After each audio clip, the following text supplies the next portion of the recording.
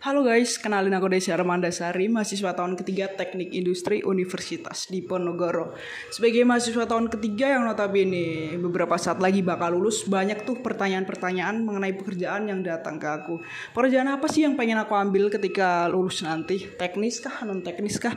Dengan penuh kesadaran dan keyakinan aku bakal jawabnya pekerjaan di bidang teknologi. Simpelnya kenapa aku jawab itu? Karena di bidang teknologi ini tuh diperluin skill analytical thinking, di mana skill itu menurutku di saat ini itu masih sulit buat digantiin sepenuhnya dengan teknologi, hingga suatu ketika tiba-tiba muncullah sebuah tren baru, tren yang dianggap bakal mengubah masa depan, bukan NFT, crypto apalagi Web3, tapi AI atau Artificial Intelligence, sebuah tren baru yang dianggap bakal membunuh banyak pekerjaan oleh kebanyakan masyarakat saat ini. Kenapa sih? Apa sih itu AI? What is AI? Kenapa banyak orang menganggap AI itu menakutkan gitu? Banyak menganggap AI itu bakal menggantikan mereka itu. Pertama kita lihat dulu deh. Ada ChatGPT, Blacksbook AI, Copilot, Virtual Assistant. Kalian pasti nggak asing gitu kan? Apalagi buat yang satu ini tuh, ChatGPT. Misal kalian butuh sesuatu, kalian ngetik perintah apa gitu, kalian ngetik keinginan kalian itu apa gitu, enter terus dia bakal jelasin apa yang kalian mau. Kalian masih kurang gitu, kalian tanya lagi, klik enter, langsung lagi dia jawab. Kan pasti beberapa tahun dekade yang lalu gitu, kalian gak bakal kan bayangin ada juga teknologi secanggih ini gitu kan. Namun nyatanya sekarang udah ada. Terus apa sih itu AI itu sih? Ya, seperti namanya Artificial Intelligence atau kecerdasan buatan. Jadi AI itu sebuah program komputer yang dibuat menyerupai kecerdasan manusia, di mana dia bisa melakukan sebuah tugas atau melakukan sebuah perintah berdasarkan data-data atau dataset masa lalu yang dipelajari. Jadi polanya tuh dia punya data itu, punya data history yang udah kita kasih ke dia, dan dia itu sistemnya bakal belajar terus. Makanya AI itu dianggap bakal bisa melebihi manusia. AI itu sendiri itu ada beberapa jenisnya. Ada deep learning, neural network, natural language processing, computer vision, cognitive computing, and machine learning. Dari kecanggihan AI itu kita pasti bakal mikirkan sejauh mana AI bakal mempengaruhi hidup kita, sejauh mana AI bakal menggantikan kita. Gimana sih perkembangan AI saat ini itu? Jadi secara banyak orang itu secara umum itu bilang kalau AI itu tahun 2030 itu bakal semakin marak. AI itu bakal menggantikan manusia. AI itu bakal memusnahkan peradaban manusia.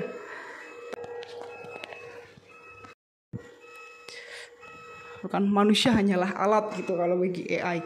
Tapi enggak. AI itu sebenarnya itu dibagi jadi 3 tahap. Ada Narrow AI, General AI, dan Super AI. Narrow AI itu sebuah AI yang bisa melakukan tugas, namun tugas tertentu. Kalau General AI, dia itu bisa melakukan banyak tugas sekaligus layaknya manusia. Kemudian yang terakhir ada Super AI, di mana AI ini itu dianggap bisa melebihi kecerdasan manusia. Tapi tenang dulu, chill bro. Ya untuk saat ini itu kita masih di tahap Narrow AI. Buat General AI sama Super AI itu ibaratnya itu masih tahap pengembangan. Jadi tuh kita tenang dulu gitulah, chill aja dulu. Dia itu AI itu baru bisa melakukan sebuah pekerjaan itu, namun tertentu, bukan kayak kita itu bisa ngerjain semuanya. Tapi tetap aja sih. Nah misalnya nih, ojek online kan emang kan cuman bisa ngelakuin tugas tertentu di bidang transportasi gitu. Tapi kan kita lihat aja tiap beberapa waktu dia tuh nge-update lagi. Tadinya cuman kayak transportasi, tiba-tiba nambah lagi gitu. Bisa buat antar makanan, bisa buat apa lagi tuh, GoFood, apa banyak lagi yang tadinya cuma transportasi, tapi nyatanya dia bisa makin multifunction gitu. Namun di kemajuan teknologi atau AI ini itu banyak yang bilang itu menguntungkan gitu. Hidup kita menjadi lebih simple gitu. Kita rebahan bisa pesan makanan datang gitu. Tapi nyatanya di beberapa atau sebagian orang menganggap kemajuan AI itu, adanya teknologi itu membuat mereka itu kehilangan pekerjaannya. Kayak ojol-ojol ini kan jadi para tukang ojek pangkalan gitu jadi kehilangan pekerjaannya kan. Terus para supir angkot gitu jadi kehilangan pekerjaannya gitu. Oke, jadi kalau melihat dari hal yang udah aku sebutin tadi, hal yang aku jelasin tadi, sebenarnya itu itu peluang atau malah jadi ancaman. Oke, jadi sebenarnya itu AI itu nggak sepenuhnya peluang, nggak sepenuhnya juga ancaman. Itu tergantung bagaimana kita menyikapinya. Kalau emang kita menyikapinya itu bisa adaptif gitu, positif, bisa aja tuh jadi peluang. Tapi kalau emang kita itu ya gitulah, kayak terlalu memikirkan yang tidak gitu, pasti nganggapnya tuh AI ya ancaman lah. Gimana lagi? Cuman kita renungkan gitu. Gimana tuh AI itu sebenarnya sih? Oke, jadi sebagai mahasiswa gitu lah ya. Di sini aku bakal bahas AI itu sebagai peluang atau gimana sih memaksimalkan buat memanfaatkan AI itu sebagai peluang. Bagaimana kita bisa bekerja sama dengan AI, seperti gambarnya salaman gitu sama AI gitu ya. Gimana sih caranya gitu? Apalagi buat kita yang buat kita gitu yang udah mahasiswa akhir gitu, yang udah fresh graduate, yang udah mau lulus gitu, kan pasti mikirnya itu di bidang pekerjaan gitu kan. Di sini aku bakal jelasin pekerjaan dan hubungannya dengan AI gitu.